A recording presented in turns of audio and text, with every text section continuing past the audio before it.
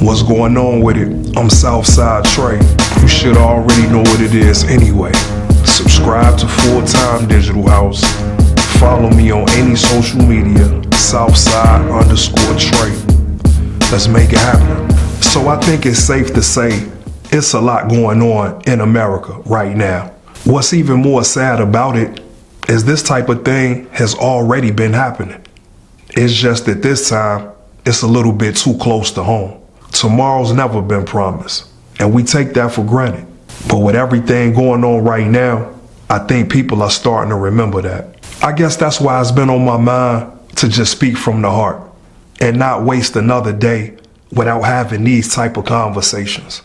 Now, just yesterday, I did an episode that talked about the potential war and everything that's going on surrounding America at this moment.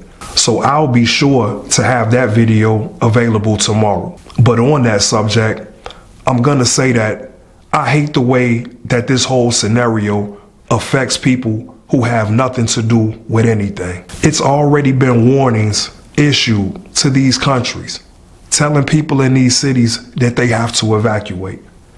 We're not talking about military or people that's signing up to go to war. We're talking about regular people. Just regular citizens with families living a normal life.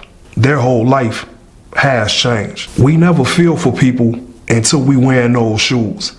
And the more reports that are coming out about how serious Iran is about escalating this war, people are beginning to be aware of that sense of danger. Because we live in a world and a society where a lot of people think they know everything. I always find that interesting, especially in moments like this. Because if so many people knew so many things, why wasn't it known that Iran was on a war path in the first place? And that America was close to being involved as well?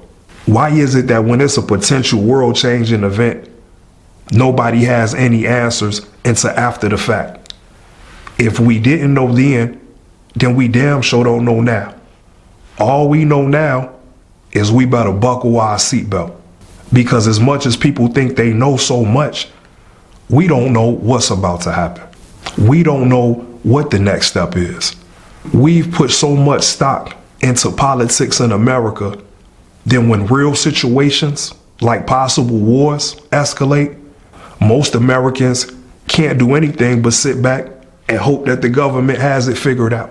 I never have or never will be a man that's gonna depend on another man for my safety and my protection, especially of my family. Nor do I care about politics, but I do care about what's going on in the world that I live in. And I think a lot of times people confuse the two, the politics, but we all need to know what's going on in the world. All of that said, this is why it's been on my mind to speak from my heart and have this conversation now, to know, am I free to start this conversation?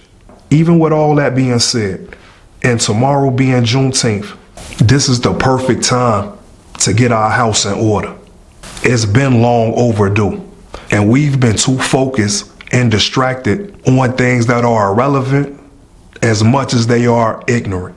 When you really pay attention to certain news reports, over the past few years, you've been hearing about millionaires and billionaires building underground bunkers, building infrastructures to be fortified, if ever it was a worst case scenario.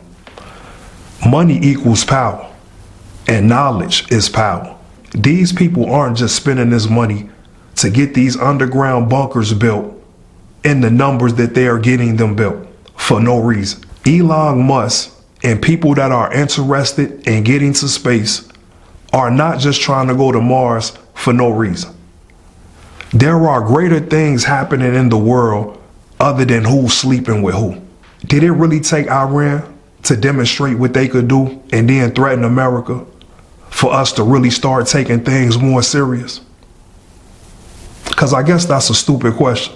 The people could have been figuring out things that we need to do if it's ever a scenario of possible war. What type of a game plan does the average American even have if shit hits the fan?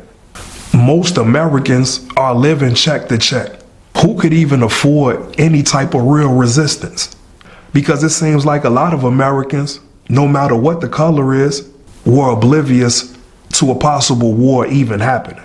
When it's been war going on all around us. It's just now, it's finally the wrong people at the right place, at the right time. I'm gonna keep the main thing today. And today, I just wanted to simply say that I'm grateful. I'm grateful for everything that I've been able to experience in this lifetime. And it's been a lot of especially for people that come from environments like the ones that we come from. I'm grateful to the city I'm from. I'm born and raised on the south side of Chicago.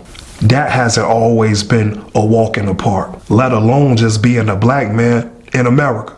My city has literally taught me anything that I need to know to survive anywhere I go. And I know that growing up in Chicago gave me that confidence to make things happen. I'm grateful for the family that God gave me, the type of family that taught me the right way, that gave me a real support system. That's why family will always be the most important thing, and you always keep family first. I'm grateful for all of the people that I've interacted with through my life, whether good or bad. All experiences has helped me get to this point, and life will teach you something if you let it. I'm thankful for being observant and really being able to learn a lesson from every situation, even if it wasn't me directly. That's part of being observant, getting the game from seeing what's going on around you. I'm thankful for a lot of people that didn't make it this far. People that passed away as kids. People like Robert Dotson. My guys like Michael Lewis. Guys that had my back early on like Michael Johnson. Guys who was true friends like Gerald French. I hate that those guys are not here now because they're some of the realest people that you ever gonna get a chance to meet.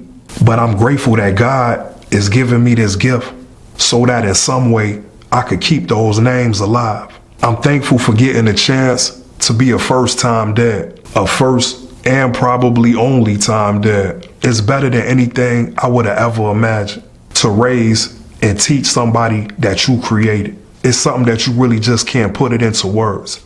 It would do it no justice. I can honestly say I'm even grateful for all of the failures. I'm grateful for all of the L's. Boss man D-Lo said it best. Them same losses turned me to a winner. That's God testing his soldiers to see who's really fit to be in his army. And he's put me through plenty battles and even more wars, to the point that I really started to question God. I really had my moments where I felt like I wasn't on the best of terms with God. And that's just me being honest. Because am I free to say what's real and not have to sugarcoat? A few situations had me angry with God. But I'm grateful that I went through the things that I had to go through. Without me knowing, these things were reestablishing my faith.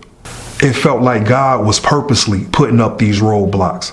But that was for me to realize that he gave me the wisdom that I need to see my way through, no matter what the situation is. So anytime that God gives me a direction, I listen and I hear loud and clear. And that brings us to today. So with tomorrow being Juneteenth, tonight actually feels like an Independence Day for myself. I feel like I've been given the green light to finally be free and speak my mind and speak from the heart. So with that, and last but not least, I gotta thank everybody that's been supporting Southside Tre. Everybody that's been subscribing to Full-Time Digital House. I can't even describe how it feels to get this type of support. It's incredible how many people can relate and take something away from these conversations. So again, I'm truly grateful and I'm thankful for everybody that's been subscribing to Full-Time Digital House. So always feel free to add on to the conversation. At this very moment, Full-Time Digital House is just about at 100 subscribers. And I'm pretty sure to a lot of people, that doesn't mean a lot. But to me, it means everything. And I value each and every one of y'all because I would have never thought that I would be doing something outside of music. And I damn sure didn't think that I'd be sitting here having these conversations with the world. But like 50 Cent said a long time ago, this is God's plan, homie. It ain't mine. And trust me, we just getting started. We gotta get our house in order, but it starts with the community first. When we start to move like real adults, then the people have the power. And then we be the ones to make the change. Am I free to get the conversation started?